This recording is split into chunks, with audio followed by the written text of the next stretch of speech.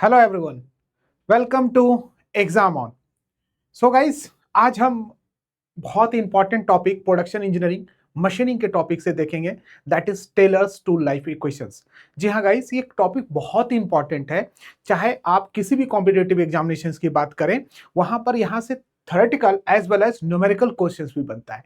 आइए हम इसको बहुत ही अच्छे ढंग से इस टॉपिक को देखेंगे। जी हाँ, इसको वीडियो को पूरा जरूर देखिएगा। चलिए, बात है कि हम किसी भी टूल की लाइफ को डिफाइन करने के लिए टेलर साहब ने टूल्स लाइफ डिफाइन किया है।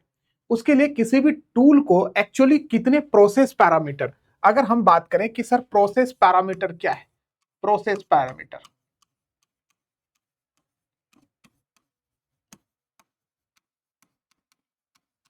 अब ये प्रोसेस पैरामीटर क्या है कि टूल की लाइफ को एक्चुअली या तो cutting speed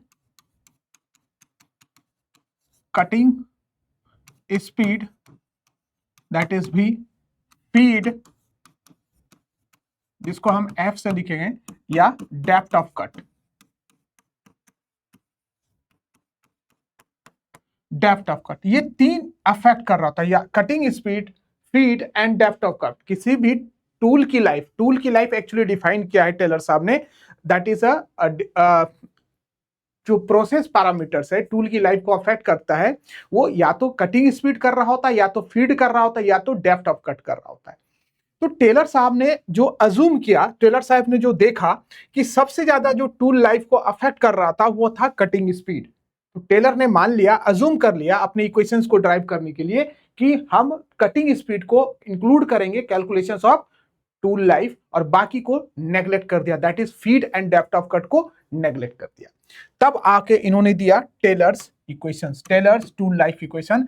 that equation is V T की power N is equal to constant. ये बहुत ही फेमस इक्वेशन हुआ, दैट इज वी टी की power C equal to, this is called as Taylor's tool life equations. यही है आपका tailors tool life equations. अब हम समझेंगे कि सर इसमें है क्या, ये what is this, that is v is the what, cutting speed.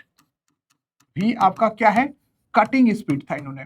अच्छा ध्यान रखिएगा, ये कटिंग स्पीड जो डिफाइन है, इसकी यूनिट जो होगी ये मस्ट बी मीटर पर मिनट होना चाहिए। टी जो है यही आपका टूल लाइफ होता है, टी जो है आपका दैट इज टूल लाइफ, और इसकी जो यूनिट है it must be in minute, that is what. अच्छा अब ध्यान से देखिएगा, ये जो n है that is what, n is called as exponent, n is called as exponent. अब बात ये होता है कि ये किस पे डिपेंड करता है, ये डिपेंड किस पे करता है, डिपेंड्स ऑन, ध्यान रखिएगा, डिपेंड्स ऑन टूल मटेरियल, ये टूल मटेरियल पे डिपेंड करता है, वेरी इंपॉर्टेंट, ये टूल मटेरियल पे डिपेंड करता है। इसका मतलब डिफरेंट डिफरेंट टूल्स के लिए एन की डिफरेंट वैल्यू होगी। जी हाँ, डिफरेंट डिफरेंट टूल्स के लिए एन की डिफरेंट वैल्यू होगी। ये एग्जाम में पूछा जाता है और इसको अभी हम ट्रिक से याद करेंगे, जस्ट बने रहिए वीडियो में। एंड अगर हम बात करें that is C, what is C, C is the Taylor's constant, and इसकी वैल्यू जो डिपेंड करता है, depends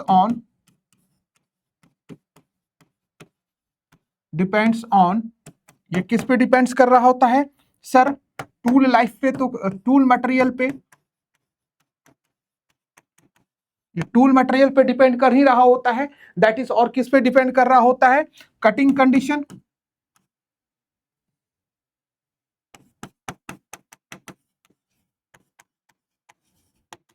cutting conditions and other parameters, और भी चीजों पे वहां पर डिपेंड करेगा। ठीक है ना, इज इट क्लियर? तो चलिए हम स्टार्ट करते हैं कि भाई जो एन की वैल्यू है ये इंपॉर्टेंट है, ये वेरी इंपॉर्टेंट। अच्छा, इसको अगर मैं बोलूं कि टेलर साहब का, आप यहां पर ब्रेकेज कर सकते हो, जैसे इन्होंने बोला किसी भी, दैट इज, अगर आप देखो वी टी की power n is equal to constant, तो आप इस तरीके से एक्सपोनेंट निकालें, v1 t1 की power n is equal to v2 t2 की पावर एन कर सकते हैं। ठीक है ना, आप एन की वैल्यू आप यहां से ले सकते हैं, निकाल सकते हो। अब बात यह है कि सर टूल मटेरियल पे जो डिपेंड करता है एक्सपोनेंट की, एक्चुअल में वो कैसे कैसे होगा ये बताया, मेन इंपॉर्टेंट ये है। सर मैं आपसे बात कर रहा हूं that is tool material, and exponent की वैल्यू, ठीक है ना, एक्सपोनेंट जिसको एन आप बोलते हैं। अब ध्यान से देखिएगा बच्चे, हम बात करेंगे high speed steel tool, H tool, carbide tool,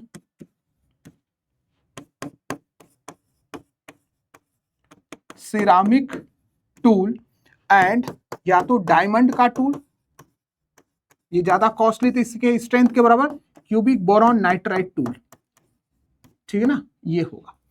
अब देखो हाई स्पीड स्टील की अगर मैं बात करूं, इसकी जो वैल्यू होगी अमूमन होती है 0.1 से लेकर 0.2, देखो इससे ही रिपीट करोगे। अच्छा 0.2 से लेकर 0.4, दैट इज ये क्या होगा सर, 0.4 से लेकर 0.6, यहां पर क्या करेंगे 0.6 से रिपीट नहीं होगा, 0.7 से लेकर 0.9 तक होगा।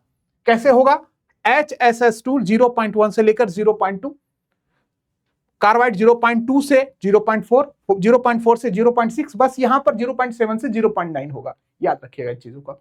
अच्छा एक टूल और भी होता है जिसको हम बोलते हैं high carbon steel tool, high carbon steel tool, याद रखिएगा हाई कार्बन स्टील टूल ये होगा, दैट इज 0.05 से लेकर 0.1, ऐसे याद रखिएगा। अब मैं आपको फिर से रिपीट कर दे रहा हूं बच्चों, वेरी इंपॉर्टेंट टेबल, कैसे याद रखिएगा, high carbon steel, HSS steel, carbide steel, ceramics steel, diamond tool, ठीक है ना, high carbon steel tool, HSS tool, carbide tool, ceramics tool and आपका डायमंड टूल। इसमें 0.05 से 0.1, फिर 0.1 से 0.2, 0.2 से लेकर 0.4, 0.4 से लेकर 0.6 और 0.7 होगा यहां लेकर 0.9, ये वैल्यूज होते हैं, स्टैंडर्ड वैल्यू आपको याद रखना है। तो दैट इज यहां पर आप चीजों को समझ गए होंगे कि ये टेलर्स टूल लाइफ कितना इंपॉर्टेंट, यहां के न्यूमेरिकल्स वैल्यू भी पूछे जाते हैं और चीजों को। तो टेलर साहब ने अपने इक्वेशंस में कटिंग स्पीड को सबसे ज्यादा इंफ्लुएंस दिया, बाकी फीड और डेप्थ ऑफ कट को नेग्लेक्ट कर दिया। तो ऐसा नहीं था कि टूल लाइफ को फीड और डेप्थ ऑफ कट नहीं इंफ्लुएंस कर रहा था, बट फीड कटिंग स्पीड सबसे ज्यादा था, हाई कटिंग स्पीड पर lower tool life, lower cutting speed पे हायर टूल लाइफ। तो बाद में modified tool Taylor's tool life equations आया, मॉडिफाइड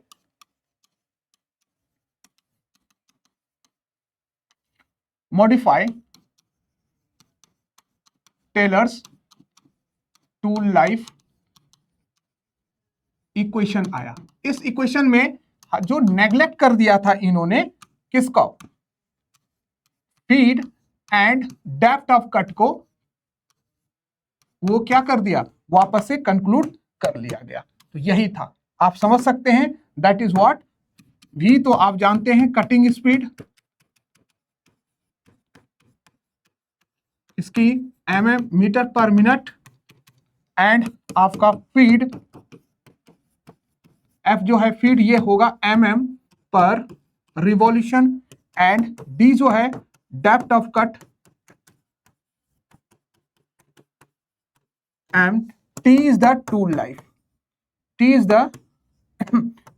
द टूल लाइफ जो कि मिनट में होगा। तो ये मॉडिफाइड टेलर्स इक्वेशंस में feed and depth of cut को भी कंक्लूड कर दिया इन्होंने। अच्छा अब बात ये होती है कि यहां पर एक कॉमन क्वेश्चन है कि टूल लाइफ को सबसे ज्यादा कौन अफेक्ट करता है।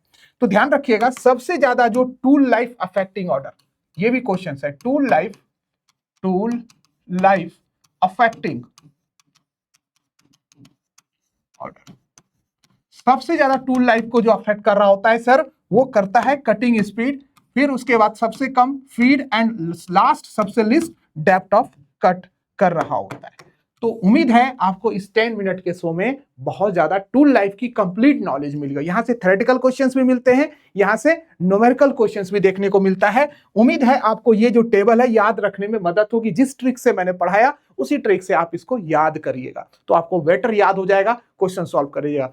ऐसे 10 मिनट सोल आप हमारे चैनल्स पे आते रहेंगे, आपको वहां से बेहतरीन कंसेप्ट, ट्रिक और चीजों को सॉल्व करने के लिए ट्रिक मिलेगा।